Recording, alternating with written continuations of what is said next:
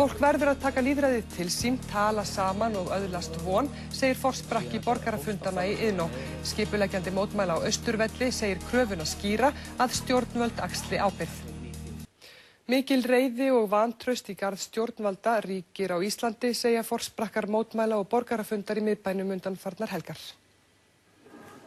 Krafan er að stjórnvöld og seðlabankastjórnin segja af sér og stokkað verði upp í kerfinu.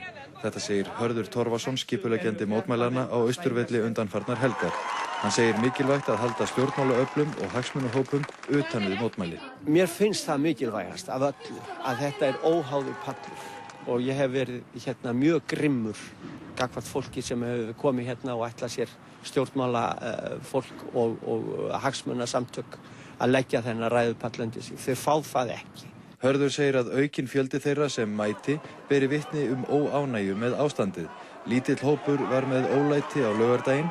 Hörður leggur áherslu á að mótmælin verði friðsöm. Ég hef reynt að hafa samband við þessa hópa sem vilja hafa hátt og ég vil endilega að þeir séu með en að þeir nýti sína krafta á annan hátt en að kveikja í púðutunnunni því að þetta er mjög viðkvæmt. Og þeir verða að hafa í huga að það sem þeir skemma, þá þurfum við að borga það. Undanfarnar helgar hafa einnig verið haldnir borgarafundir í Iðnó. Þar hafa verið kallaðir til ýmsir sérfræðingar og stjórnmálamenn hafa svarað spurningum. Er ekki bara einfaldasta leiðin alltaf að fólk tali saman? Það var kannski það sem við lögðum upp með. Og síðan þetta hófst allt saman, síðan að neyðarlögin voru sett, þá hefur farið að stað mikil þögn frá ráðamönnum. Það er alveg sama hversu mikið þeir segjast halda blaðamannafundi eða senda frá sér tilkynningar á heimasíðum ráðuneyta að það er ekki verið að tala beint til almennings.